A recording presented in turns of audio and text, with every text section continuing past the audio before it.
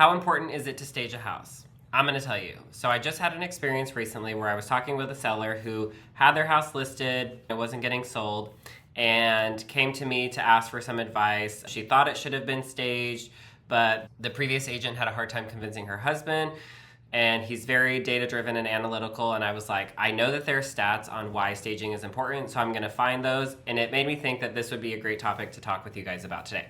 The importance of staging is really to let people feel themselves in the space and see how things fit in the space. So when you go into an empty house, sometimes a big room can feel small when you start to think about all of the furniture that you're going to put in it. We stage it so that potential buyers that come through can sort of be like, oh, a couch will fit nicely here, or that's a good layout, or oh, I wouldn't have thought to put this there, but I really like it. So they start to envision themselves there and start dreaming of themselves in the house.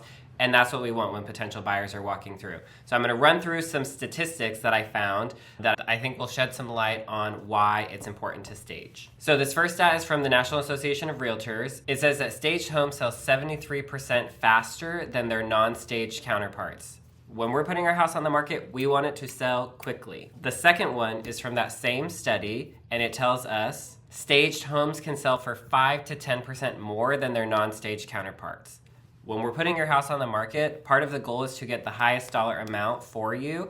And if staging is going to be a good investment in getting you a higher price point, I definitely think it's worth it. And speaking of return on investment, the next one talks about what your ROI can be when it comes to staging a property. Sellers on average receive 8 to 10 times the cost of their staging. So I'm going to give you an example. If a seller spends $2,000 on staging, they might see a $16,000 to $20,000 increase on the purchase price. This is data, y'all. These are stats from research, so I'm not just pulling this out of nowhere. This next statistic comes from the International Association of Home Staging Professionals. 83% of agents said that it makes it easier for their clients to visualize themselves living in the property.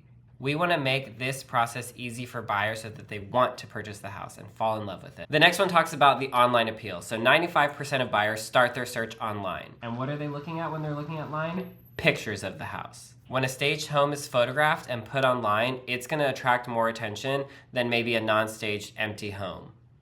And last but not least, this stat comes from the Real Estate Staging Association, and they found that staged homes spend on average 23 days on the market versus their non-staged counterparts, which spent 180 days on average on the market. If that stat alone doesn't sell you, I don't know what will. So if you're interested in selling and you're worried about staging, let's talk to a stager. Let's get a couple of quotes. You don't always have to go with the most expensive one or the lowest end one. We can go somewhere in the middle of the road, and staging might be a lot cheaper than what you would have anticipated.